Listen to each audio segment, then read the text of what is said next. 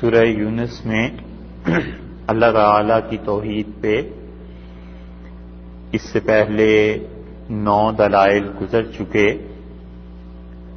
اور اب 10ویں دلیل اللہ تعالی نے سورہ یونس میں ارشاد فرمائی اور یہ فرمایا کہ هو الذی جعل لکم اللیل لتسکنوا فیہ، اور اللہ کی ذات ہے جس نے کیا ہے تمہارے لیے اللیل رات کو لتسکنوا فیہ، تاکہ تم اس میں چین پکڑو، سکون حاصل کرو،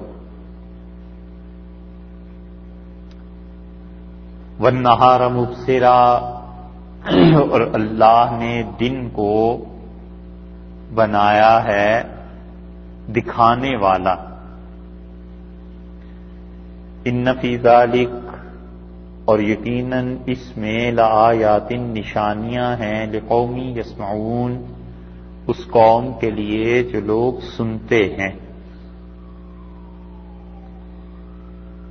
اللہ تعالی نے اس آیت میں جو چیز در حقیقت ارشاد فرمائی وہ اپنی توحید کی دلیل دی اور یہ کہا کہ اگر تم لوگ اللہ کی وحدانیت کو، توحید کو دیکھنا چاہتے ہو تو اس کائنات کے نظام پر غور کرو کہ رات اور دن، ان میں جو تبدیلی آتی ہے اللہ کے علاوہ بھلا کون کر سکتا ہے؟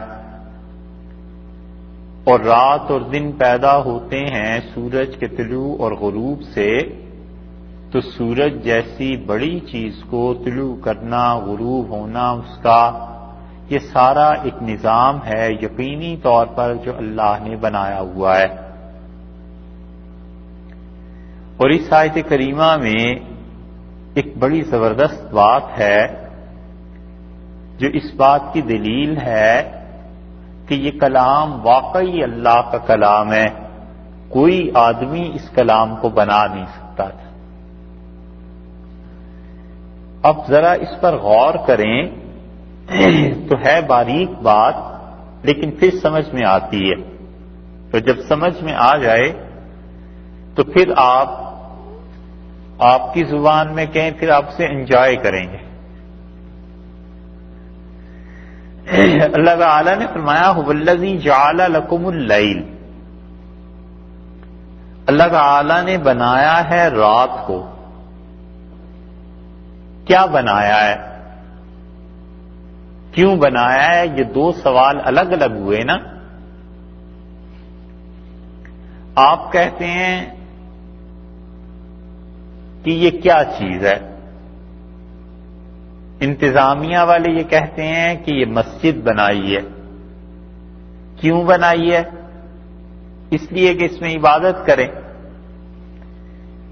سوال یہ پیدا ہوا کہ هو الذی جعل لکم اللیل، اللہ کی ذات ہے جس نے رات کو بنایا ہے۔ کیا بنایا ہے؟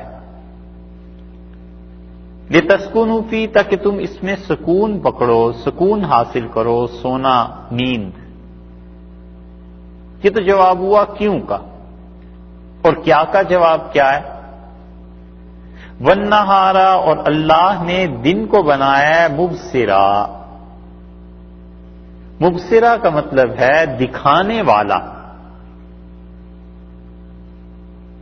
تو پہلی شق میں یہ چھوڑ دیا کہ کیا بنایا ہے پہلی صورت میں رات کے معاملے میں،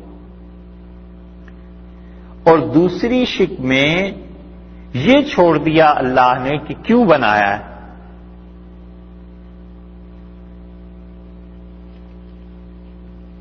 خیال میں آئی بات؟ پھر دہراتے ہیں۔ 2 چیزیں ہیں الگ الگ، ایک یہ ہے کہ کیا بنایا ہے اور ایک یہ ہے کہ کیوں بنایا ہے۔ 2 سوال الگ الگ ہیں۔ یہ اللہ کی کتاب کے خود ہونے کی دلیل ہے یہ آیت کریمہ، کوئی آدمی اتنی باریک بات نہیں بنا سکتا تھا، اس لیے جھوٹ بولتے تھے جو بھی کہتے تھے، اور اب بھی جو کہتے ہیں کہ یہ رسول اللہ صلی اللہ علیہ وسلم کا کلام ہے۔ حضور اقدس صلی اللہ علیہ وسلم ہی کیا، پوری کائنات میں کوئی بھی اگلے پچھلوں میں سے کوئی خدا کے کلام کے علاوہ یعنی یہ خدا کا کلام نہیں بنا سکتا تھا، اللہ ہی ہے جس کا یہ کلام۔ غور کیجئے کہ وہ اللہ کی ذات ہے جعل لکم اللیل، جس نے رات کو بنایا ہے۔ کیا بنایا ہے؟ چھوڑ گئے۔ لتسکنوا فی، تاکہ تم اس میں سکون حاصل کرو، نیند پوری کرو، یہ مقصد ہو گیا۔ والنہار مبصرا، اور رات کو، دن کو اللہ تعالی نے بنایا مبصرا، دکھانے والا۔ تو کیوں؟ اس لیے یہ دونوں شکیں جو آپس میں ہیں، کبھی مفسرین کی اصطلاح میں وہ کہتے ہیں کہ کبھی تم نے کپڑا بنتے ہوئے دیکھا ہو تو ایک مرتبہ ایسے چلتا ہے چرخا کارگاہ، اور پھر ایسے چلتا ہے، تو ایک مرتبہ ادھر سے بنائی اس کی ہوتی ہے، پھر ایسے بنائی ہوتی ہے۔ تو وہ کہتے ہیں اسی طرح اس آیت کریمہ میں بھی ہے کہ هو الذی، وہ اللہ کی ذات ہے، جعل لکم اللیل، جس نے رات کو بنایا ہے۔ اور چونکہ دن کے متعلق یہ فرما دیا تھا کہ مبصرا، دن کو بنایا خدا نے دکھانے والا، تو یہاں پر ایک شک جو چھوڑ دی تھی اس کو اگر آپ پورا کریں گے تو یہ کہیں گے کہ هو الذی جعل لکم اللیل، اللہ کی ذات نے رات کو بنایا ہے مظلمہ، مظلم یا مظلمہ تاریک، تاریک بنا دیا خدا نے رات کو۔ یہاں یہ شک بھی پوری ہوئی۔ لتسکنوا فی، کیوں بنایا تھا؟ کہ تم اس میں سکون حاصل کرو۔ والنہار، اور اللہ نے دن کو بنایا ہے مبصرا، روشن دکھانے والا، لتبصروا فی، تاکہ تم اس میں دیکھو۔ آیا خیال میں؟ پوری ہو گئی نا اب بات؟ تو رات کا جو وصف تھا ظلمت اور تاریکی، پہلے اسے چھوڑ دیا۔ دن کا وصف تھا روشنی، اسے پورا کر دیا۔ اس وصف کا فائدہ کیا تھا رات کے تاریک ہونے کا؟ تاکہ تم سو، تو وصف چھوڑ دیا اور کام بیان کر دیا، اور دن کا وصف جو تھا وہ بیان کر دیا اور کام چھوڑ دیا۔ تو یہ عربوں میں کمال کی سند سمجھی جاتی ہے کہ انسان غور اور فکر کر کے اس گیپ کو فل کر لے جو کچھ کے کلام میں کوئی شاعر کوئی ادیب چھوڑ دیتا تھا۔ لیکن اللہ تعالی نے یہاں پر جو کمال کی بات ارشاد فرمائی ہے وہ دونوں طرف ایک ایک شک کو چھوڑ کے، تاکہ لوگ اس چیز کو پورا کریں، اس کو سمجھیں۔ اس لیے ہونا یہ ہے کہ هو الذی جعل لکم اللیل مظلما، وہ اللہ کی ذات ہے جس نے رات کو تاریک بنا دیا۔ ظلم تاریکی کو کہتے ہیں، اندھیرے کو کہتے ہیں، اندھیرے والا بنا دیا رات کو۔ کیوں بنا دی؟ کیا بنایا رات کو؟ تاریکی والا۔ کیوں بنایا؟ لتسکنوا فی، تاکہ تم اس میں سکون حاصل کرو، کہ تم اس میں سو۔ والنہار مبصرا، اور دن کو روشنی والا بنا دیا۔ کیوں بنا دیا؟ اس لیے کہ لتبصروا فی، تاکہ تم اس میں دیکھو۔ ان فی ذلک، اور اس میں لآیات لقوم یسمعون، نشانی ہے اس قوم کے لیے جو لوگ سنتے ہیں، ان لوگوں کے لیے اللہ نے یہ نشانی بنا دی۔ تو جو رات کے متعلق ارشاد فرمایا ہے کہ تاکہ تم اس میں سکون حاصل کرو، تو سکون کی تفسیر مفسرین نے کی ہے سونے سے۔ اس لیے بہت سے حضرات کا خیال یہ ہے، مفسرین اور خاص طور پر صوفیہ کہتے ہیں کہ رات کے کچھ حصے کو سونے کے لیے استعمال کرنا چاہیے، سو جانا چاہیے، تاکہ اللہ تعالیٰ نے یہ جو مقصد اور یہ جو چیز بیان کی ہے اس آیت پر عمل ہو جائے۔ وہ کہتے ہیں یہ ادب ہے کہ رات کا کچھ حصہ سونے میں بھی گزارے، اور دن کا حصہ اللہ نے بنا دیا ہے کام کے لیے، تو دن میں کام کاج یہ جو چیزیں ہیں وہ تو انسان ظاہر ہے کرتا ہی ہے۔ تو اللہ تعالیٰ نے بتایا کہ اس کی توحید پر یہ بھی دلیل ہے کہ دن اور رات کے کام اللہ نے مختلف کر دیے، اور دونوں کی کیفیت بھی مختلف کر دی، اور نشانی خدا نے رکھی ہے ان لوگوں کے لیے جو سنتے ہیں۔ سننے کو اس لیے ارشاد فرما دیا گیا ہے یہاں کہ جو انسان بھی ان دلائل پر غور کرے گا، کسی سے اس کی تشریح سنے گا، تو اسے یقین آ جائے گا کہ اس کائنات میں اتنی بڑی تبدیلی دن اور رات کی اللہ کی ذات کے علاوہ کوئی نہیں کر سکتا۔ جب یہ 10 دلائل پورے ہو گئے تو قالو، اب ارشاد فرماتے ہیں قالوا اتخذ اللہ ولدا، یہ کہتے ہیں شرک کرنے میں ہمارے متعلق کہ اللہ نے کوئی کسی کو بیٹا بنا لیا ہے. ایک ہے بیٹے کا ہونا اور ایک ہے بیٹا بنا لینا.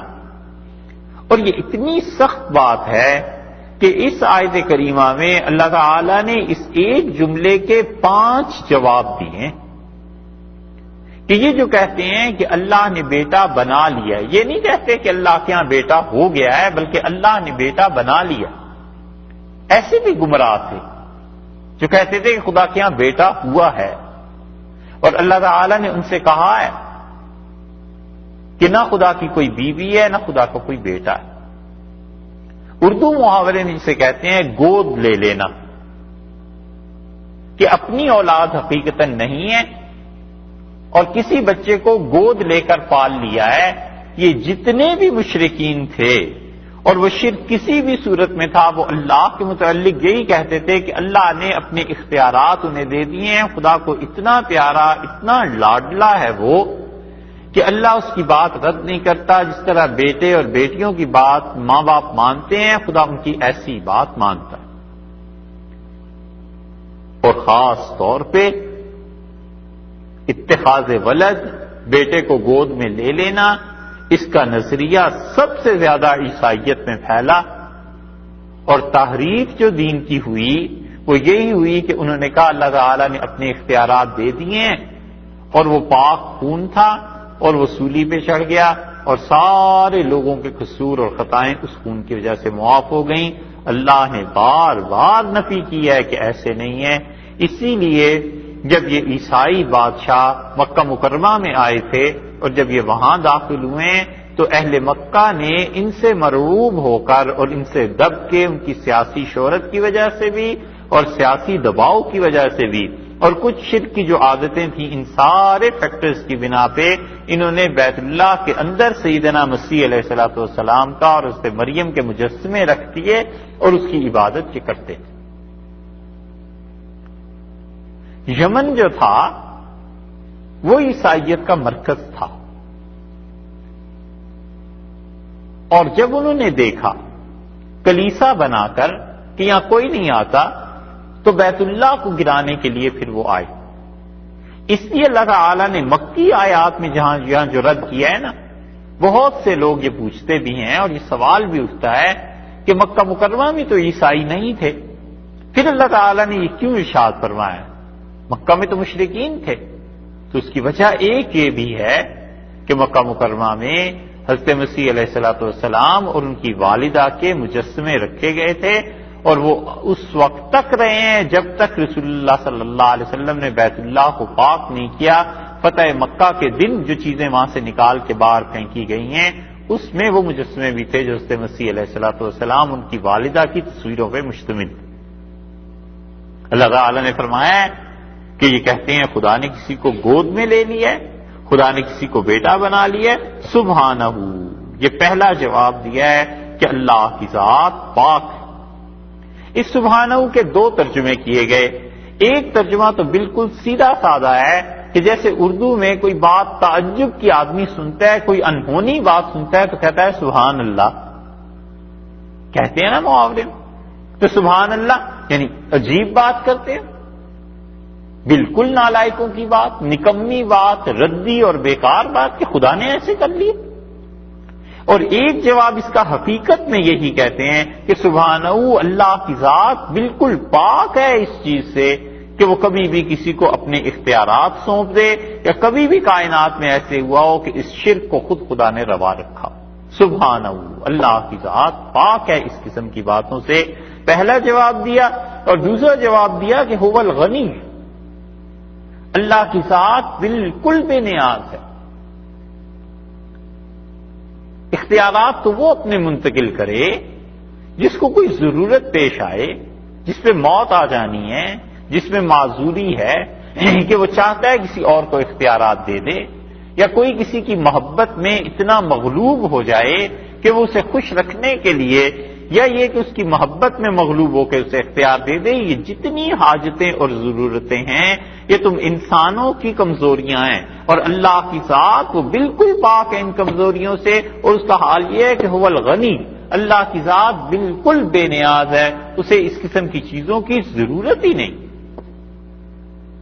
اسی لیے رسول اللہ صلی اللہ علیہ وسلم نے فرمایا کہ اللہ تعالیٰ نے مجھ سے کہا کہ میرے نبی لو ان اولکم وآخرکم، اگر تمہارے پچھلے اگلے سارے لوگ مل جائیں اور وہ اتنے میرے نافرمان ہو جائیں جتنا اس دنیا میں سب سے زیادہ برے آدمی کا دل ہے، جیسے فرعون، ابو جہل، کوئی بھی مثال اس کی دی جا سکتی ہے، تو اللہ تعالیٰ نے مجھ سے کہا ما نقص من ملکی شیئا، یہ میری کائنات، میری سلطنت، میری طاقت میں کوئی کمی نہیں کر سکتے، اور یہ سارے مل کے تمہارے انسان اور جنات، اگلے اور پچھلے، جو دنیا میں گزر گئے اور جو آئندہ آئیں گے، یہ سب مل کے میری عبادت کرنے لگیں اور اتنے نیک ہو جائیں جتنا سب سے پاک آدمی کا دل نیک ہے، اتنے نیک ہو جائیں، ما زاد فی ملکی شیئا، یہ ذرہ برابر میری اختیار، میری طاقتوں میں، میرے علم میں کچھ اضافہ نہیں کر سکتے،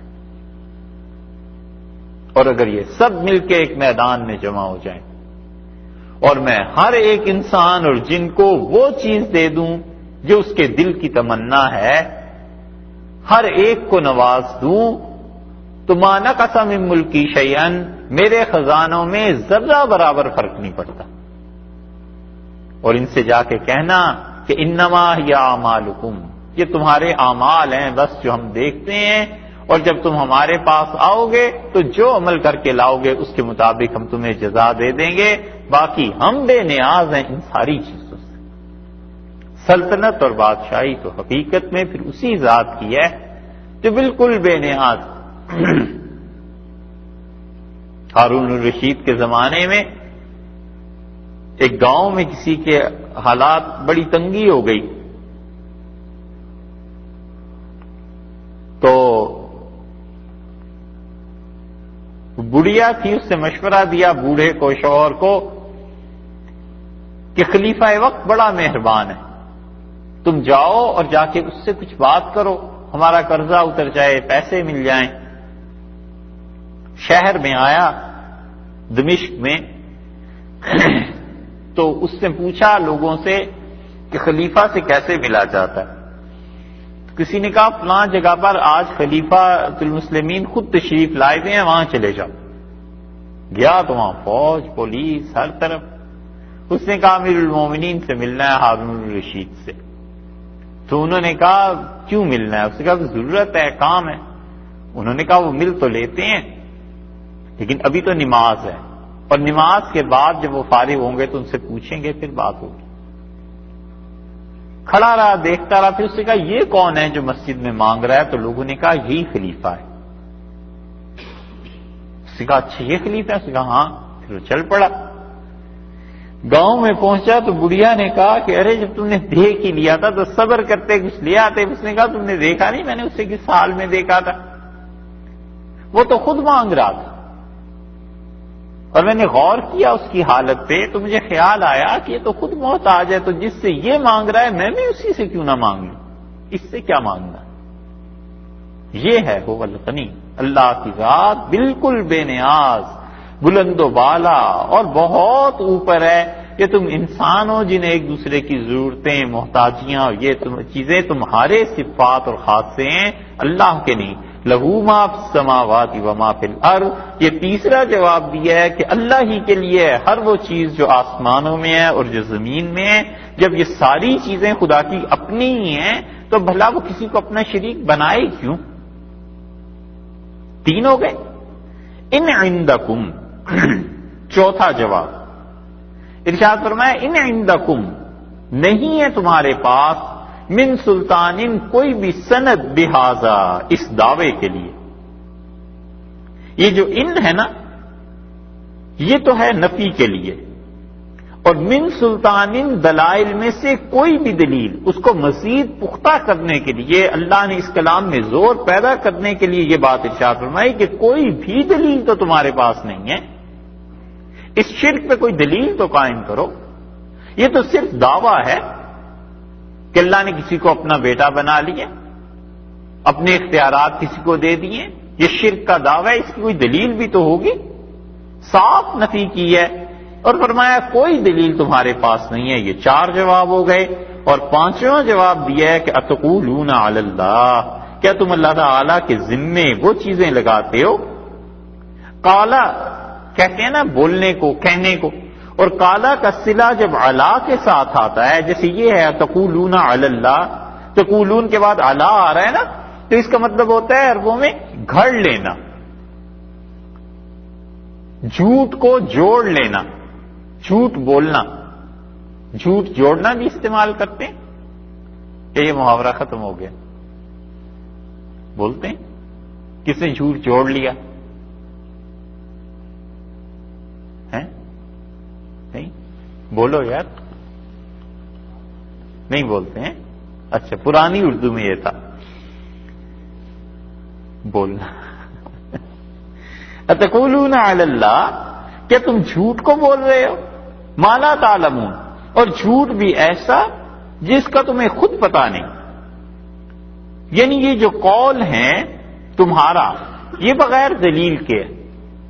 اور دنیا میں یہ مسلمہ قاعدہ ہے کہ جو آدمی بات کرے اور اس کے دلائل فراہم نہ کر سکے تو جہالت ہے.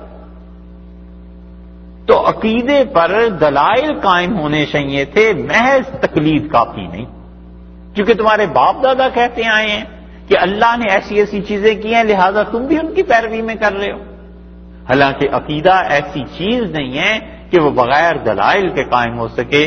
اس لیے لطف کی بات یہ ہے کہ قرآن بار بار ان سے کہتا ہے کہ کوئی دلیل لے آؤ، کوئی دلیل لے آؤ، اور کوئی دلیل ایسی نہیں تھی جو وہ اس چیلنج کے باوجود رسول اللہ صلی اللہ علیہ وسلم کے پاس آئے ہوں اور انہوں نے دیو کہ اللہ کی توحید اتنا بڑا سرمایہ ہے خدا کی وحدانیت کا کہ آج بھی کافروں کے مقابلے میں سب سے مؤثر اور کارگر ہتھیار، کہ اللہ کی توحید پہ ہزاروں دلائل اور شرک پہ کوئی دلیل نہیں. اسی لیے 5ویں جواب میں فرما دیا کیا تقولون علی اللہ ما لا تعلمون، تم اللہ تعالیٰ کو وہ بات بتاتے ہو، اللہ کے ذمے وہ بات لگاتے ہو، جھوٹ بولتے ہو جس کی تمہیں علم ہی نہیں ہے. یعنی ایک جھوٹ تو ہوتا ہے دلیل ہو کوئی اس کی تو بندہ اپنے پاس سے بات کرتا ہے تو ذہن میں دلیل تو ہوتی ہے نا، اور یہ ایسا جھوٹ ہے جس کی تمہارے پاس بھی کوئی دلیل نہیں. اور جب اتنا بڑا جھوٹ بول رہے ہو تو اس کی سزا کیا ہوگی؟ قل آپ فرما دیجئے ان الذین، بلا شبہ بولو، یہ ہے زجر، یہ ہے ڈانٹ ان کو پڑی. اور اس کے ساتھ ساتھ اللہ نے آخرت کے متعلق بھی کہا ہے کہ آخرت سے ڈرایا ہے اس کے عذاب سے. ان الذین یفترون، وہ لوگ جو جھوٹ بہتان باندھتے ہیں علی اللہ الکذب، اللہ تعالی پر. ایک تو افترا ویسے ہی ہے کہ بہتان لگانا، اور اس کے بعد آگے لفظ ارشاد فرما دیا الکذب، جھوٹ، بہتان باندھتے ہیں خدا پر، جھوٹ بولتے ہیں. لا یفلحون، وہ کبھی بھی فلاح نہیں پاتے.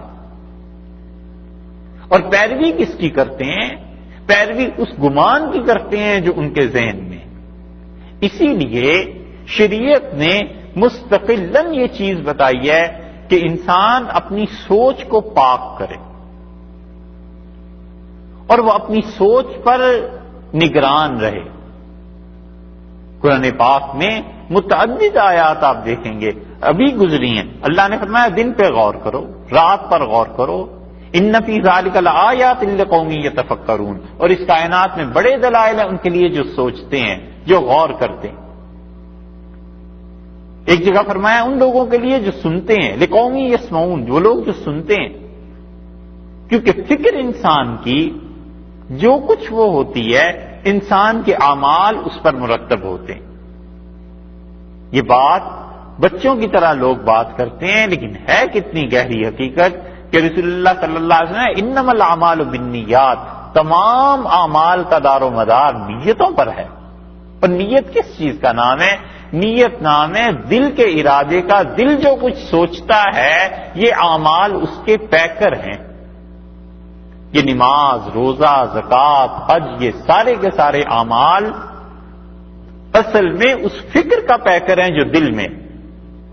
اور اگر دل میں کوئی فکر نہیں ہے اور یہ چیزیں، یہ جو کام کر رہا ہے پھر یہ عادت ہو جائیں گے، اس کی عبادت نہیں بنے گی. ظاہر میں ہم کہیں گے کہ اس سے ثواب ہو گیا، فتوے میں کہہ دیں گے اس کے ذمے سے فرض ادا ہو گیا، لیکن حقیقت میں عبادت اس وقت بنتی ہے جب اس کے ساتھ دل کا قصد، دل کا ارادہ شامل ہوتا ہے۔ مثلا ایک آدمی نے وضو کیا اور وضو میں اس نے نیت نہیں کی، تو یہ سارے حنفی فقہا کہتے ہیں اسے ثواب نہیں ملے گا۔ ایک آدمی نے نماز پڑھائی، امامت کی، اور امامت میں اس نے مقتدیوں کی نیت نہیں کی کہ ان کو نماز پڑھاتا ہوں، اسے ثواب نہیں ملے گا۔ امامت کا ثواب نہیں ملے گا، نماز کا ملے گا اگر نماز کی نیت کی۔ تو کئی ایک اعمال ایسے ہیں جن کی بنیاد رسول اللہ صلی اللہ علیہ وسلم نے بتایا ہے کہ وہ تمہارے دل کا ارادہ ہے، اس کی حکمت کیا ہے۔ شاہ ولی اللہ رحمۃ اللہ نے ایک جگہ اس کی حکمت پہ بات کی ہے، اور اس کی بڑی حکمت یہ ہے کہ آدمی جب بار بار ارادہ کرتا ہے، صبح سے شام تک 10 مرتبہ 20 مرتبہ ارادہ کرتا ہے یہ کام اللہ کے لیے کر رہا ہوں، اللہ کے لیے، اللہ کے لیے، وہ اتنی مرتبہ ریپیٹ ہوتا ہے کہ آدمی کی روح میں فطرت ثانیہ، سیکنڈ نیچر جسے کہتے ہیں، یہ بن جاتی ہے کہ یہ کام اللہ کے لیے، یہ کام اللہ کے لیے، یہ کام اللہ کے لیے۔ اب گناہ کرتے ہوئے کیا کرے گا کہ یہ کام اللہ کے لیے کر رہا ہوں، ڈھل جاتی ہے طبیعت۔ اس لیے بتایا کہ عادت نہیں بنانی، وہ عبادت ہے، اور عبادت بار بار نیت کرو، بار بار نیت کرو۔ 5 مرتبہ وضو کرتا ہے، 5 مرتبہ نیت کرے گا 5 نمازوں میں کہ اللہ کے لیے وضو کر رہا ہوں۔ اسی لیے رسول اللہ صلی اللہ علیہ وسلم اللہ وضو لمن لم یذکر اسم اللہ علیہ، اس آدمی کا وضو ہی نہیں ہوتا جو آدمی اللہ کا نام نہ لے اس کے آغاز میں۔ اس حدیث پہ حنفی فقہا تو یہ کہتے ہیں کہ اسے ثواب نہیں ہوگا وضو کا، اور امام احمد بن حنبل رحمۃ اللہ علیہ کہتے ہیں سرے سے وضو ہی نہیں ہوگا۔ اسی لیے وہ کہتے ہیں بسم اللہ پڑھ کے وضو کرے، کیونکہ ان کے ہاں بسم اللہ کا پڑھنا فرض ہے۔ ہم کہتے ہیں فرض تو نہیں ہے، لیکن اگر ثواب اس نے حاصل کرنا ہے وضو کا تو یہ ضروری ہے اس کی نیت کرے۔ اس کی ایک اور مثال دیکھیے، ایک آدمی تالاب میں چھلانگ لگا دی، کود گیا، نہا کے باہر نکل آیا، وضو اس کا ہو گیا، لیکن اگر اس نے نیت یہ کی تھی کہ میں غسل کرتا ہوں یا وضو کرتا ہوں تو پھر اسے ثواب ملے گا، اگر نہیں کی تھی تو وہ ہو گیا، غسل بھی ہو گیا، وضو تھا تو وضو بھی ہو گیا، اس کا نماز بھی چاہے پڑھ لے لیکن ثواب نہیں ملے گا کیونکہ اس نے نیت نہیں کی۔ تو یہ انسان کی فکر، سوچ، سب سے پہلے اس پہ لگتے ہیں کہ تم سوچتے کیا ہو، اور جو کچھ تم سوچتے ہو پھر اس کے مطابق تم اعمال کیا کرتے ہو۔ اس لیے بار بار ایک ہی چیز کو ریپیٹ کرتے ہیں، اللہ کے لیے یہ کام کرو، اللہ کے لیے یہ کام کرو، اللہ کے لیے۔ تو آدمی صبح سے شام تک اتنی مرتبہ اس چیز کو ریپیٹ کرتا ہے کہ اس کی فکر اللہ کے لیے ہو جاتی ہے۔ اس لیے غیر ارادی طور پر بھی جب اس پہ تکلیف مصیبت آتی ہے تو ایک دم سے اللہ ہی کا نام نکلتا ہے۔ یہ ملا مبارک تھے نا، اکبر کے 9 رتن تھے، بڑا پڑھا لکھا آدمی تھا، آگرے کے تھے، غضب کا علم تھا ان باپ بیٹوں کے پاس، ملا مبارک کے پاس بھی، عبدالرحیم خان خانہ کے پاس بھی۔ تو اکبر جب ملا بادشاہ ملا مبارک سے تو حیران رہ گیا کہ اتنا علم اس شخص کو خدا نے دیا ہے، اور جس زبان میں بولتے تھے لوگ وہ اسی زبان میں بولنا شروع کر دیتا تھا۔ تو اکبر نے کہا کسی سے کہ یہ کھوج لگاؤ یہ آدمی آخر ہے کہاں کا۔ اس زمانے میں عیسائی نہیں ہوتی تھی، تو اس کے ایک دوست نے یہ کیا، اس نے کہا یہ تو کوئی بات ہی نہیں، کل ہی پتہ چل جائے گا یہ کہاں کا ہے، میں آپ کو بتا دوں گا۔ تو وہ ان کے گھر چلے گئے، جا کے پوچھا کہ مولوی صاحب کہاں؟ ان کے جی گھر پہ نہیں۔ اس نے کہا دروازہ کھولو مجھے بٹھا۔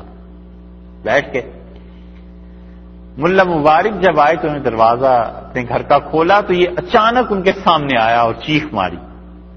تو انہوں نے ترکی زبان میں کہا کہ یہ کیا مصیبت ہے، کیا ہو گیا ہے؟ تو لپٹ گئے اور کہنے لگے دوست ہوں تمہارا۔ تو وہ سمجھ گئے کہ اوہو اب جی سے پتا چل گیا۔ تو اس نے اکبر کو جا کے کہا کہ اصل میں ترک ہیں۔ اسے کہا کیسے پتا چلا؟ اس نے کہا میں نے یہ ترکیب کی تھی، اور بندے پر جب خوف، دہشت، ایسی چیزیں آتی ہیں تو اپنی مادری زبان پہ ہی آ جاتا ہے، بولتا اسی میں ہے جو اصل میں اس کی زبان ہوتی ہے۔ یہ چیز کہ نیت آدمی کی جب بار بار اللہ کے لیے ہوتی رہے گی تو مصیبت پڑنے میں بھی پھر اللہ ہی یاد آتا ہے، پھر اللہ تعالیٰ کی طرف رجوع کرتا ہے۔ اس لیے یہ بتایا ہے کہ جو لوگ اللہ پر جھوٹ بولتے ہیں ان کی فکر سوچ پہلے بتا دیا کہ وہ خراب ہوتی ہے، اور وہ فکر کیا خراب ہوتی ہے؟ یتبعون الا الظن، اللہ نے فرمایا اپنے گمان کی، خیال کی پیروی کرتے ہیں۔ صبح شام جب یہ سوچتے رہیں گے کہ پیسہ کم ہو گیا ہے تو فلاں دیوی کے پاس چلا جاؤں گا، اولاد چاہیے فلاں کے پاس چلا جاؤں گا، عزت چاہیے فلاں کے پاس چلا جاؤں گا، تو دن رات جب شرک کو ہی سوچتے ہیں تو انہوں نے شرک ہی کرنا ہے، ان کے اعمال میں بھی یہی آ جائے گا۔ تو اعمال کے پسے پش جو روح ہے وہ اصل میں ہے فکر کی، اور فکر کی تطہیر نہیں ہوتی، نتیجہ یہ کہ اعمال نہیں بنتے، جب اعمال نہیں بنتے تو اعمال کے اثرات بھی مرتب نہیں ہوتے۔ رسول اللہ صلی اللہ علیہ وسلم یہ فرما دینا کہ تمہارے اعمال کی بنیاد تمہاری نیتیں ہیں، کوئی چھوٹی سی بات نہیں ہے۔ اسی لیے آگے چل کر فرمایا وَإِنَّمَا لِكُلِّ امْرِئٍ مَّا نَوَىٰ، اور ہر آدمی کو وہ چیز ملے گی جو اس نے نیت کی تھی۔ فَمَنْ كَانَتْ هِجْرَتُهُ إِلَى اللَّهِ وَرَسُولِهِ، جس نے اللہ اور اس کے رسول صلی اللہ علیہ وسلم کے لیے ہجرت کی نیت کی تھی، ارادہ اس کا یہ تھا، اسے اللہ اور اس کے رسول صلی اللہ علیہ وسلم کے لیے ہجرت کا ثواب ملے گا۔ اور جس نے کسی عورت سے شادی کرنے کے لیے ہجرت کی تھی مدینہ منورہ میں، وہ اس عورت کو مل جائے گا۔ فَهِجْرَتُهُ إِلَىٰ مَا هَاجَرَ عَلَيْهِ، اور جس چیز کی نیت کر کے وہ چلا تھا اپنے گھر سے خدا کے یہاں، اس کا شمار اسی چیز میں ہوگا۔ یہ فکر کی قوت، اس لیے اللہ تعالیٰ نے مذمت میں دیکھا، آپ نے فرمایا اپنے گمان کی پیروی کرتے ہیں، اپنے خیال کے پیچھے چلتے ہیں، اور یہاں پر فرما دیا کہ جھوٹ بولتے ہو۔ اور یہ سارا شرک کا چکر چلایا کیوں ہے؟ اس لیے کہ دنیا کماؤ، متاع فی الدنیا، اللہ نے فرمایا یہ دنیا برتنے کی جگہ ہے، بس یہ دنیا کچھ دن کے لیے ہے، اور اس کچھ دنوں میں تم اسے استعمال کر لیتے ہو، برت لینا ہے دنیا میں، ثم پھر اس کے بعد متاع کو تنوین سے لائے، اور یہ جو یہاں پر تنوین ہے یہ دنیا کی حقارت کے لیے، اس کی قلت کے لیے کہ بہت ہی تھوڑی چیز ہے، بہت ہی کم وقت کے لیے اس سے فائدہ اٹھانا ہے، بہت ہی حقیر چیز ہے، بہت ہی کم درجے کی چیز، متاع فی الدنیا، دنیا میں فائدہ اٹھانا، بس اس دنیا سے اتنا ہی تعلق انسان رکھے جتنا کشتی اور پانی کا تعلق ہے۔ وہاں روم نے مثنوی میں بڑی اچھی بات لکھی ہے، وہ کہتے ہیں کہ پانی اس کے بغیر کشتی نہیں چلتی، اور وہی پانی اس کشتی کے اندر آ جائے تو ہلاکت کا سامان بن جاتا ہے۔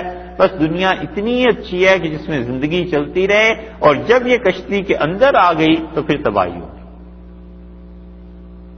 ثم الینا مرجعکم، اور پھر لوٹ کر تم لوگوں نے ہمارے پاس آنا ہے، اللہ ہی کی طرف لوٹ کر جائے گا، چاہے وہ اپنی خوشی سے جائے اور چاہے وہ جبر سے جائے، چاہے خدا اسے فرشتوں کے ذریعے اپنے پاس بلا لے اور چاہے وہ اپنی خوشی سے پیش ہو جائے، جانا تو اللہ ہی کے پاس ہے۔ اسی لیے قرآن پاک میں دوسری جگہ آیا ہے، اللہ تعالیٰ نے فرمایا لَنَسْفَعًا بِالنَّاصِیَةِ، اور ہم اس کی پیشانی پکڑ کے، یہ بال پکڑ کے ہمارے فرشتے گھسیٹ کے لے آئیں گے ہمارے پاس اسے۔ کَلَّا لَئِن لَّمْ تَنْتَهِ، اگر وہ آدمی باز نہ آیا، أَرَأَيْتَ الَّذِي يَنْهَىٰ عَبْدًا إِذَا صَلَّىٰ، تم نے اس پہ غور کیا ہے؟ وہ ہمارے بندے کو نماز پڑھنے سے روکتا ہے، یعنی رسول اللہ صلی اللہ علیہ وسلم کو۔ اگر یہ باز نہ آیا اپنی حرکتوں سے، لَنَسْفَعًا بِالنَّاصِیَةِ، ہم اس کی پیشانی فرشتوں سے کہیں گے کہ پکڑو اور گھسیٹ کے لے آؤ، ناصیۃ کاذبہ، جھوٹی پیشانی، خاطئہ، سخت گناہ گار آدمی۔ اور اسی وجہ سے ابو جہل نے یہ کہا کہ اگر محمد صلی اللہ علیہ وسلم نے آئندہ نماز پڑھی بیت اللہ میں، یہاں گئی میں نے دیکھ لیا، تو میں اس کی گردن اپنے پاؤں سے دبا دوں۔ اور رسول اللہ صلی اللہ علیہ وسلم پہ آیات نازل ہوئی اور آپ نے کہا اللہ کی قسم اگر ابو جہل میرے قریب آیا تو فرشتے حرم میں اسے ماریں گے اور لوگ دیکھ لیں گے کہ فرشتے کیا ہوتے ہیں۔ اور وہ معرکہ ہونا تھا، اور صحابہ کرام رضی اللہ عنہ کہتے تھے ہم سخت پریشان تھے کہ اب ہوگا کیا کل، اور ہم نے دیکھا رسول اللہ صلی اللہ علیہ وسلم گئے اور نماز شروع کر دی، اور ابو جہل آ گیا، اور ابو جہل آگے بڑھا اور قریب ہوا، اور ہم دیکھ رہے تھے کہ اب کیا ہوتا ہے، اور پھر پیچھے پلٹا اور بھاگ کھڑا ہوا۔ اور اس کا رنگ اڑ گیا. لوگوں نے کہا کیا ہو گیا ہے؟ تم تو کہہ رہے تھے کہ ان کی گردن پہ پاؤں رکھو گے. اس سے کہا اللہ کی قسم میں گیا تو اسی لیے تھا، لیکن اس کے اور میرے درمیان اونٹ آ گئے تھے اور وہ میری گردن دبوچ دیتے، میری پیشانی پکڑ لیتے، مار دیتے وہ مجھے. اور خدا کی قسم اس کے اور میرے درمیان آگ آ گئی تھی، وہ گردن میں اسے چھوڑ دیتا، میں آگے نہ بڑھ جاتا. تو اپنی خوشی سے کوئی جائے یا اللہ اسے جبرن بلا لے، ثم الینا مرجعہم، لوٹ کے ہمارے پاس ہی آنا ہے، ثم نذیقہم، پھر ہم چکھائیں گے اسے مزہ، العذاب الشدید، شدید عذاب کا مزہ چکھے گا، سخت عذاب ہوگا، بما کانوا یکفرون، اس لیے کہ یہ منکر تھے، کفر کرتے تھے، اللہ کی نافرمانی کرتے تھے، اور سب سے بڑی خدا کی نافرمانی اس کے ساتھ شرک کرتے تھے. یہ تو چیز ہو گئی توحید کی. اب اللہ تعالی نے یہاں پر تین نمونے بیان کر دیے کہ یہ اہل مکہ اس خوشی میں نہ رہیں کہ یہ صرف باتیں ہی ہیں. انہیں سنا دیجئے کہ پچھلی قوموں نے یہ کرتوت کیے تھے، پھر ہم نے ان کے ساتھ کیا کیا تھا. اس لیے 3 نمونے بھی ارشاد فرما دیے، 2 تفصیل سے اور ایک اجمالاً بتا دیا اس صورت میں کہ جو ہمارے ساتھ شرک کرتے تھے ان قوموں کا انجام کیا ہوا. پہلا اس دنیا میں تباہی کا بڑا نمونہ تفصیل سے اللہ تعالیٰ نے یہاں سے بیان کیا، یہ ہے حضرت نوح علیہ السلام کی قوم کا واقعہ. اور ارشاد فرمایا وَاتْلُ عَلَيْهِمْ نَبَأَ نُوحٍ، اور آپ تلاوت کیجئے ان کے اوپر، انہیں بتائیے، سنائیے، نبأ نوح، حضرت نوح علیہ السلام کی قوم کے حالات انہیں سنائیے. انہوں نے شرک کیا، انہوں نے حضرت نوح علیہ السلام کی مخالفت کی، اور انہوں نے اللہ کی حدود کو توڑا. پھر خدا نے ان کے ساتھ کیا کیا، اذ قال لقومہ، جب انہوں نے اپنی قوم سے کہا، یا قوم، اے میری قوم، ان کان کبر علیکم، اگر تم پر گراں گزرتا ہے. کبر کا ترجمہ کیا ہے گراں گزرتا ہے. کبر بھاری ہوا ہے، کبر، اللہ اکبر کہتے ہیں نا، اللہ سب سے بڑا ہے. تو کبر اسی سے نکلا لفظ، کیونکہ آدمی اپنے آپ کو بڑا سمجھتا ہے. ان کان کبر علیکم اسی معنی میں آیا کہ اگر تم لوگوں پر گراں گزرتا ہے، تم اس کو بڑی بات سمجھتے ہو، بڑا دکھ تکلیف کا باعث سمجھتے ہو اس بات کو، مقامی، میرا کھڑا ہونا. اس لفظ سے فقہا نے استدلال کیا ہے کہ کھڑے ہو کر خطبہ دیا جاتا ہے، یا یہ کہ کھڑے ہو کر اللہ کی راہ میں دعوت دی جاتی ہے، نصیحت کی جاتی ہے. بیٹھ کے بھی جائز ہے اور کھڑے ہو کے بھی، اور انبیاء علیہ السلام مجمع میں، قوم میں کھڑے ہو کر خطاب فرماتے تھے. اور رسول اللہ صلی اللہ علیہ وسلم سے بھی دونوں طرح ثابت ہے، نبی کریم صلی اللہ علیہ وسلم کھڑے ہو کے بھی خطبہ دیتے تھے. اور مسلم کی روایت میں آتا ہے کہ لوہے کی کرسی مسجد میں رکھی جاتی تھی اور رسول اللہ صلی اللہ علیہ وسلم سے بیٹھ کے لوگوں سے بات کرتے تھے. ان کا نکبر علیکم مقامی، یہ میرا کھڑا ہونا اللہ کی راہ میں تمہیں اتنی اس سے تکلیف پہنچتی ہے، وتذکیری، اور یہ میرا نصیحت کرنا. اس مقامی کی ایک تفسیر مفسرین نے یہ بھی کی ہے کہ اللہ کی راہ میں کھڑا ہونا یعنی اللہ کی راہ میں کام کرنا. کہ فلاں، جیسے اردو میں بولتے ہیں کہ اس نے فلاں کام کے لیے کمر کس لی، تو مطلب ہمت اس نے پوری اس پہ صرف کر دی کہ یہ کام کرنا ہے. تو اسی طرح ارشاد فرمایا کہ یہ میرا کام کرنا، محنت کرنا، وتذکیری، اور میری نصیحت کرنا بآیات اللہ، اللہ کی نشانیوں کے ساتھ، اللہ کی باتوں کے ساتھ، یہ میرا سمجھانا. تذکیر کا اصل ترجمہ تو یہ کرنا چاہیے کہ میرا سمجھانا، کیونکہ انبیاء علیہ السلام سمجھایا کرتے ہیں قوموں کو، درد کے ساتھ سمجھاتے ہیں، دکھ کے ساتھ سمجھاتے ہیں. اور ان کی ساری محنت کا خلاصہ یہ ہوتا ہے کہ کسی طرح اللہ کی یہ مخلوق خدا کی نافرمانی اور غلط راہ سے ہٹ کے اصل صحیح راہ پہ آ جائے. اور یہ درد جو ہوتا ہے نا، یہ بڑا کام کرتا ہے. یہ فکر، یہ سوچ کہ کسی طرح اللہ کی مخلوق صحیح راہ پر چل پڑے، یہ اللہ کے ہاں سے فیصلے بھی کرا دیتی ہے اور خدا کے فیصلے تبدیل بھی ہو جاتے ہیں. یہ حضرت ابو ذر رضی اللہ عنہ کا جو فقر تھا نا، حضرت سلمان فارسی رضی اللہ عنہ کے حالات، ان کے فقر و فاقہ نے، صحابہ رضی اللہ عنہ کا جو فقر و فاقہ تھا، اس نے ایران کی سلطنت کو اکھیڑ دی. یہ باتیں سمجھ میں آنی لوگوں کے لیے دشوار ہوتی ہیں، لیکن انسان کسی کی فکر جو ہے وہ اتنی بلند و بالا ہو جاتی ہے کہ وہ اس کائنات کے حالات میں تبدیلی پیدا کر دیتی ہے۔ اس لیے یہ نصیحتیں ہیں، سمجھانا ہے، یہ سمجھانا درد کے ساتھ جب ہوتا ہے اور اللہ سے مانگنے کے ساتھ ہوتا ہے، پھر بڑے بڑے میدان فتح ہو جاتے ہیں۔ یہ مسلمانوں نے چھوڑ دیا، درد کے ساتھ سمجھانا چھوڑ دیا ہے غیر مسلموں کو۔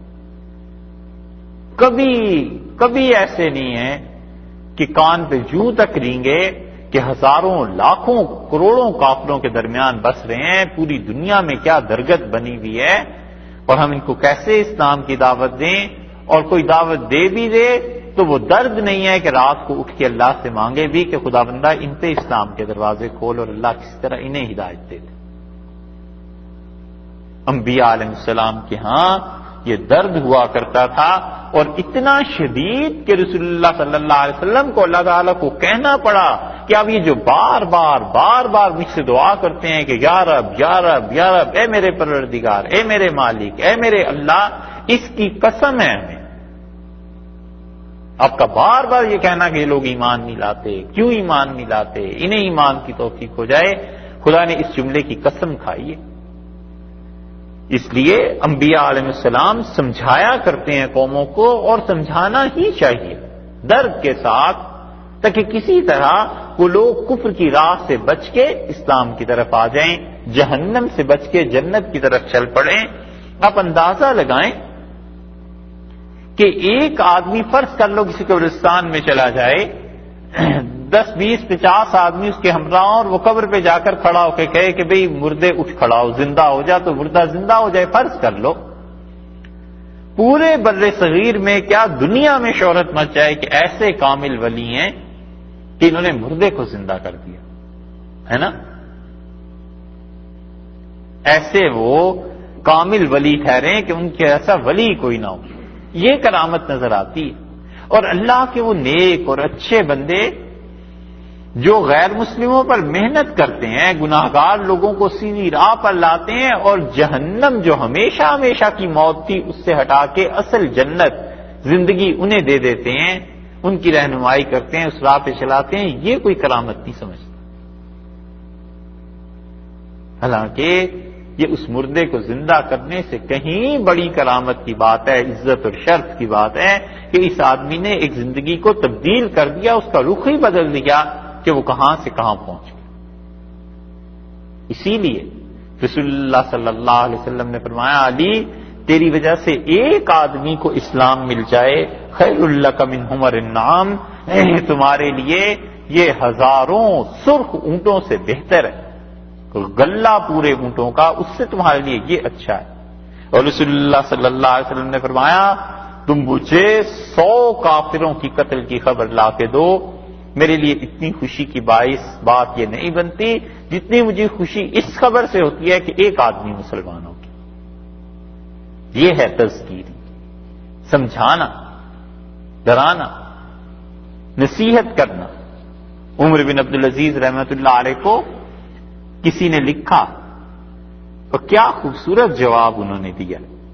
اس نے کہا کہ امیر المومنین، یہاں یہودی اور عیسائی اس لیے مسلمان ہو رہے ہیں کہ غیر مسلم ہونے کی صورت میں جزیہ جو ٹیکس دینا پڑتا ہے اس سے بچیں،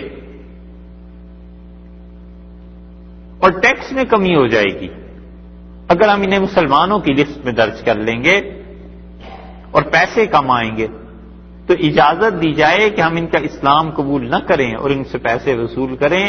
تو عمر بن عبدالعزیز رحمۃ اللہ علیہ لکھا، ویحک، اسے جواب میں لکھتے ہیں، تیری بربادی ہو، ناس ہو تیرا، ان محمد صلی اللہ علیہ وسلم، رسول اللہ صلی اللہ علیہ وسلم، ما بعث جابیا، وہ اس لیے دنیا میں نہیں آئے تھے کہ لوگوں سے ٹیکس وصول کیا کریں، بعثت معلما، رسول اللہ صلی اللہ علیہ وسلم کو بھیجا گیا تھا تاکہ وہ تعلیم کو عام کریں، علم کو عام کریں۔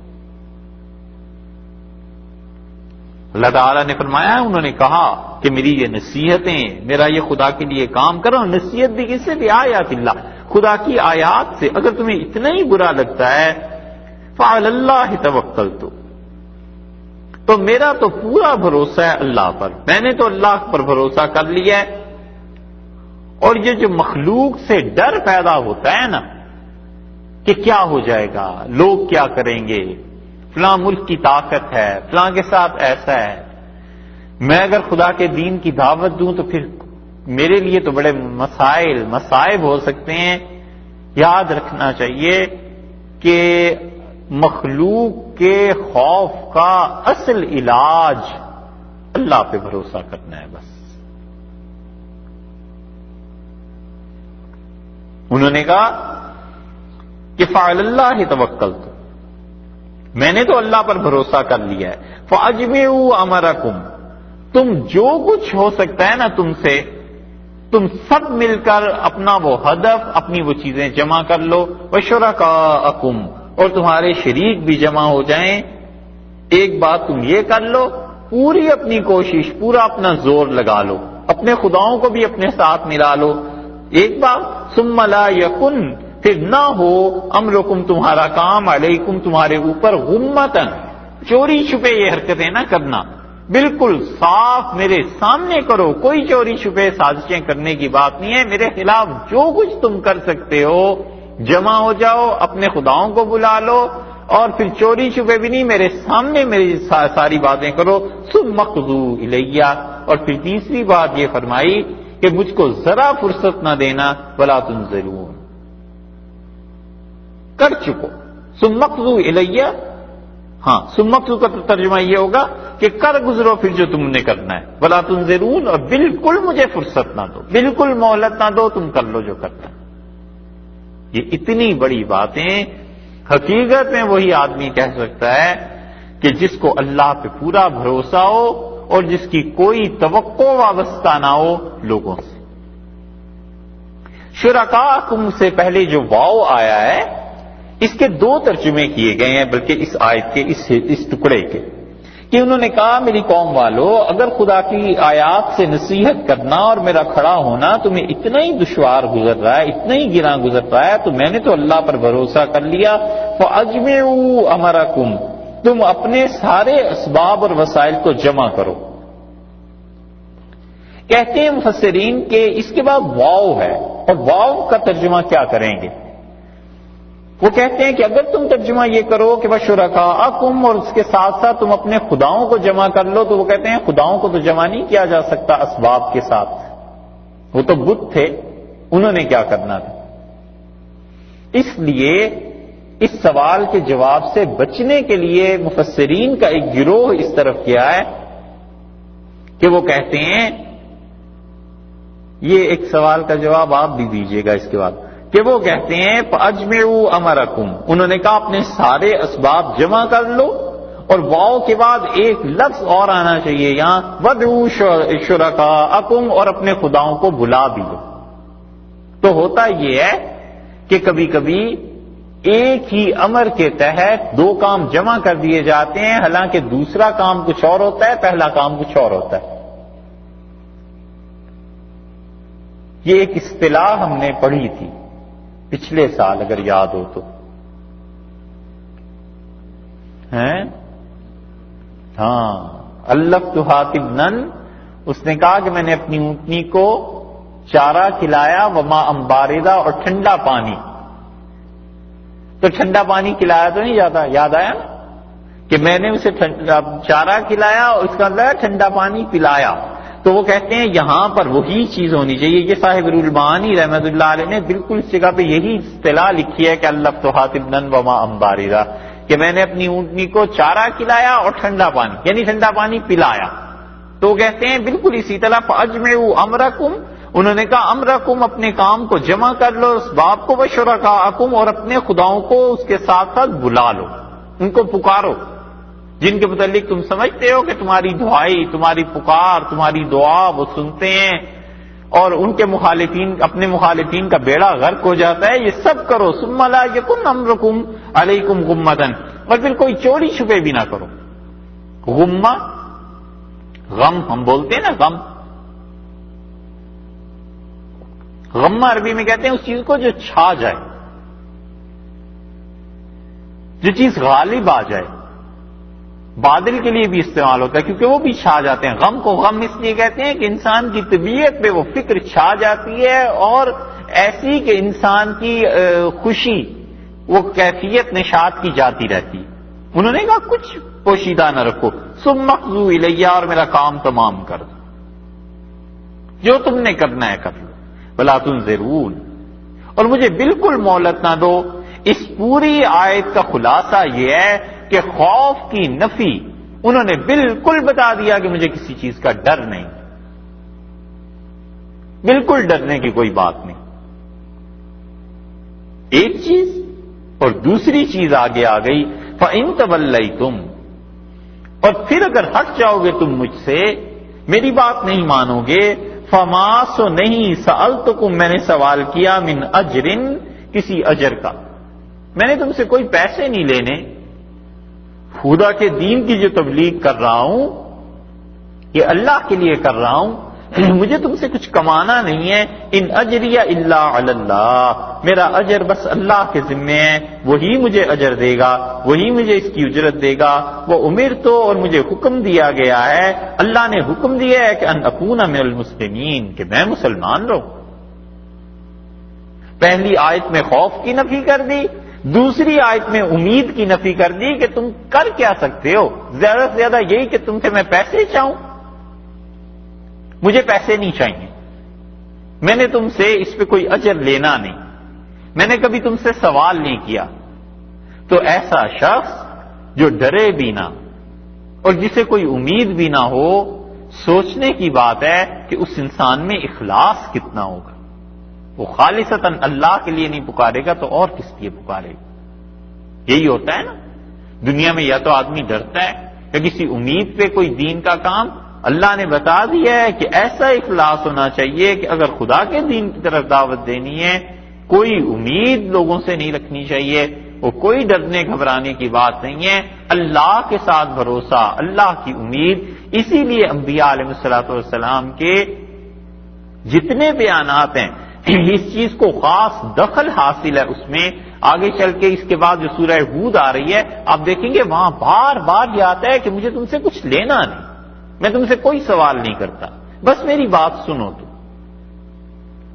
کیوں؟ اس لیے کہ رسول علیہ الصلوۃ والسلام کا فرض ہے کہ اپنی امت کو دعوت دے. یہ فریضہ تھا، جیسے نماز فرض تھی، روزہ فرض تھا، ان کا فرض بنتا تھا کہ وہ اپنی امتوں کو بچائیں، خدا کی طرف دعوت دیں. انہوں نے کہا خوف اور طمع، لالچ، دونوں سے بلند ہو کے مجھے کام کرنا.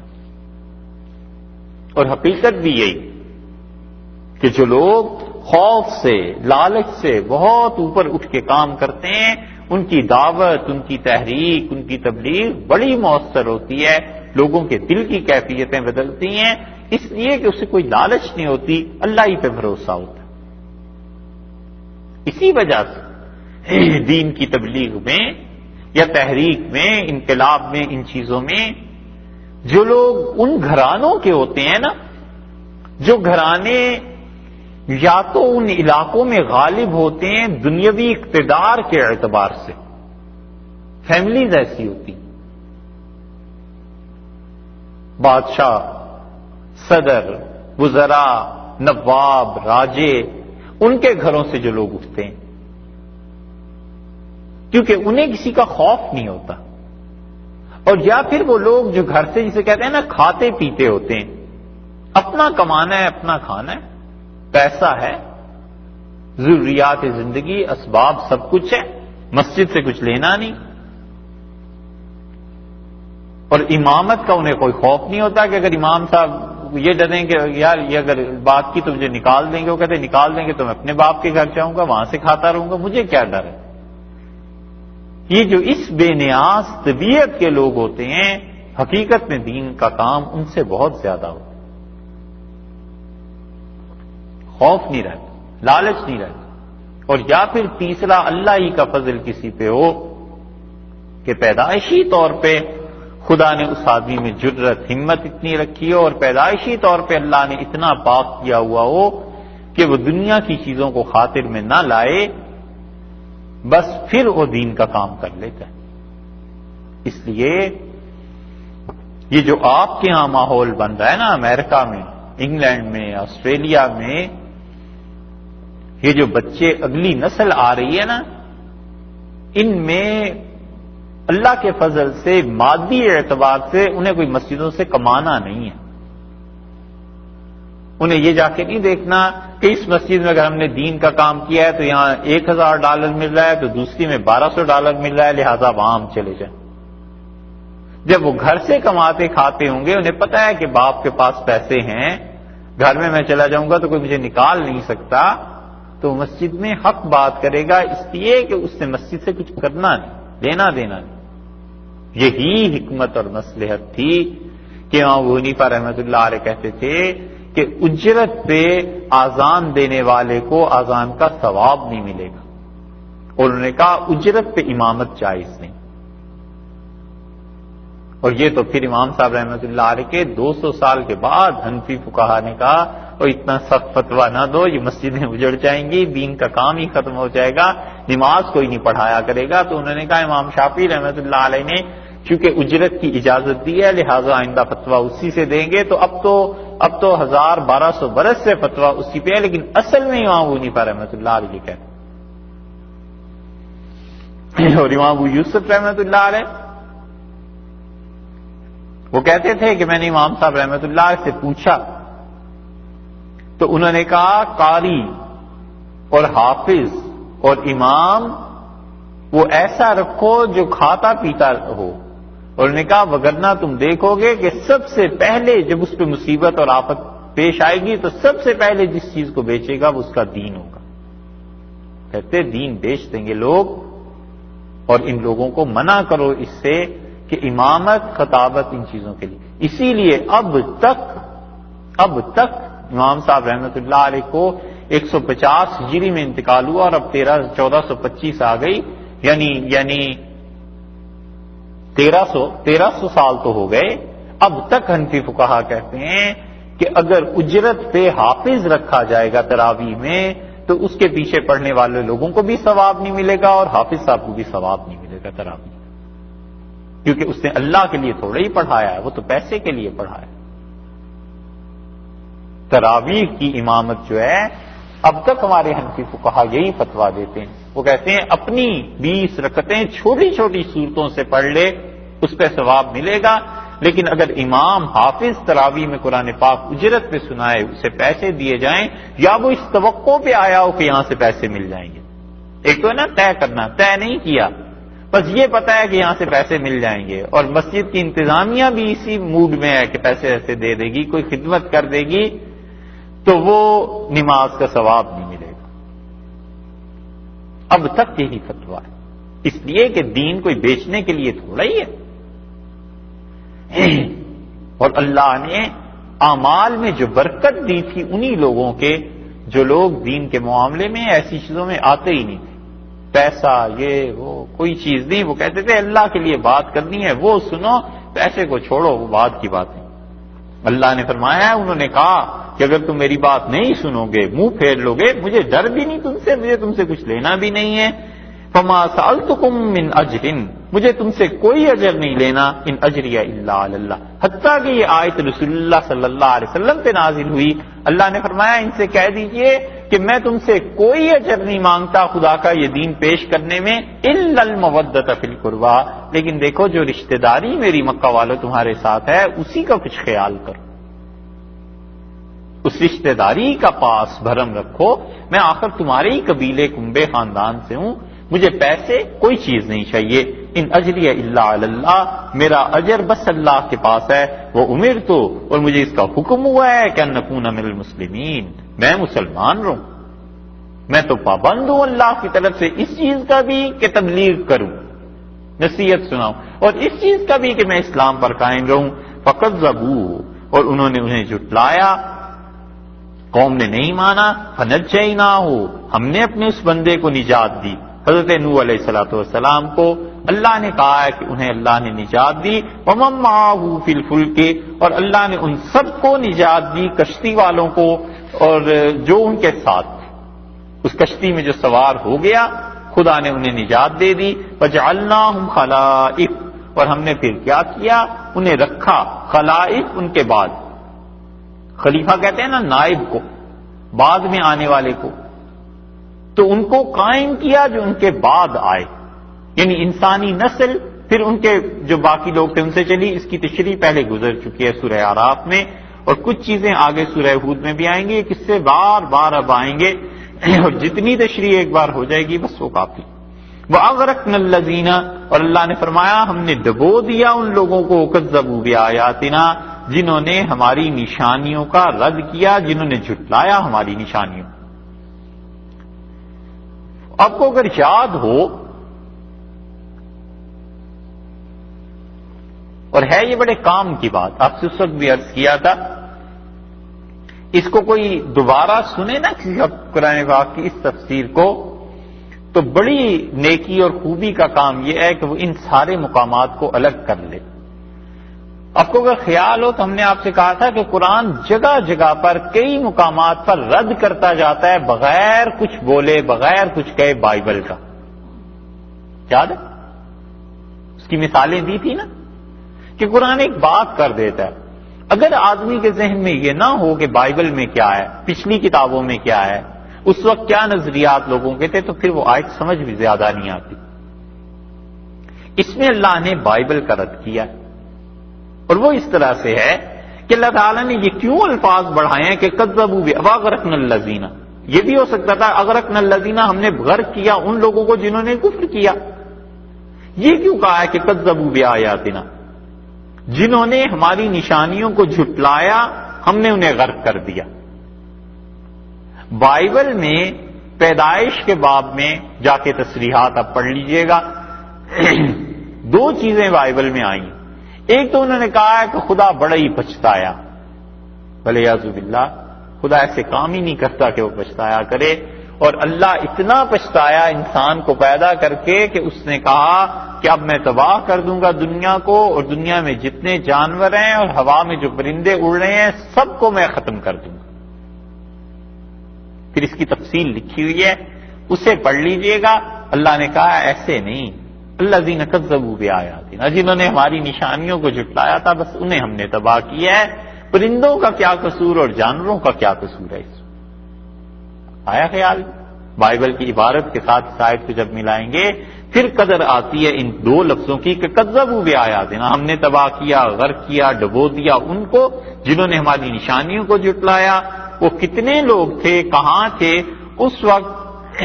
ایک تو رائے یہ ہے، حضرت نوح علیہ السلام کا طوفان جو ہے اس کی تفصیل تو 12ویں پارے کے آغاز میں، اس کے فوراً بعد سورہ ہود آ رہی، لیکن مختصر سی بات یہ ہے کہ پورے مفسرین اس بات پر بحث کرتے ہیں کہ وہ کہتے ہیں یہ سیلاب عالمگیر تھا، پوری دنیا میں آیا تھا یا کوئی مخصوص خطہ تھا۔ اور محققین مسلمانوں میں اس طرف گئے ہیں بہت سے کہ وہ کہتے ہیں صرف دجلہ اور فرات کے درمیان کو جو علاقہ ہے 100 میل تقریباً چوڑا اور 400 میل لمبا علاقہ ہے، صرف اس میں یہ سیلاب آیا تھا اور دنیا میں نہیں آیا۔ اور صاحب المعانی نے لکھا ہے کہ چین اور اس قسم کے جو علاقے ادھر کے ہیں وہ سارے اس سیلاب کی نفی کرتے ہیں، یعنی ان کے ہاں اس سیلاب کے اثرات نہیں پہنچے تھے، کیونکہ اس وقت پہ وہ کہتے ہیں کہ یہ دنیا میں بس اتنا ہی خطہ نوح علیہ السلام کا تھا، ان کی نبوت عالمگیر نہیں تھی۔ حضرت نوح علیہ السلام پوری دنیا کی طرف تو نبی نہیں بنا کے بھیجے گئے تھے، وہ تو ایک خاص قوم کی طرف تھے۔ اور بعض حضرات نے اس رائے کو اس طرح بھی بیان کیا ہے کہ وہ کہتے ہیں کہ آدم علیہ السلام سے نوح علیہ السلام تک کل 10-15 پشتیں بس اتنی گزری تھیں، تو ایک خاندان جو ایک خاتون اور ایک ان کے شوہر سے شروع ہوا ہے، وہ آدمی تھے ہی کل کتنے 10 پشتیں جو گزری ہیں، اس خاندان پہ آگے فردر کتنی آبادی ہوئی ہوگی؟ تو وہ کہتے ہیں جتنی بھی آبادی دنیا میں تھی وہ دجلہ اور فرات کے درمیان تھی، اور اس طوفان نے بس اسی آبادی کو ختم کیا ہے سوائے ان کے جو نوح علیہ السلام کے ساتھ شریک ہو گئے۔ تفصیل آگے اس کی آ جائے گی 12ویں پارے کے آغاز میں۔ اللہ نے پہلا یہ بیان کیا ہے، ارشاد ہے فانظر کیف کان عاقبۃ المنذرین، اور دیکھ پھر ان کا انجام کیا ہوا جن لوگوں کو ڈرایا گیا تھا، ان لوگوں کا انجام کیا ہوا جنہیں ہم نے ڈرایا تھا کہ شرک کو چھوڑ دو وگرنہ تم تباہ ہو جاؤ گے، ان کا انجام پھر یہ کہ خدا کی طرف سے ان پہ گرفت ہو گئی اور وہ لوگ تباہ ہو گئے۔ بس یہ پہلا تفصیلی نمونہ ہے۔ اس کے بعد دوسرا جو ہے یہ اسی آیت کے بعد سے شروع ہو رہا ہے 74 نمبر آیت سے، یہ انشاءاللہ کل کریں۔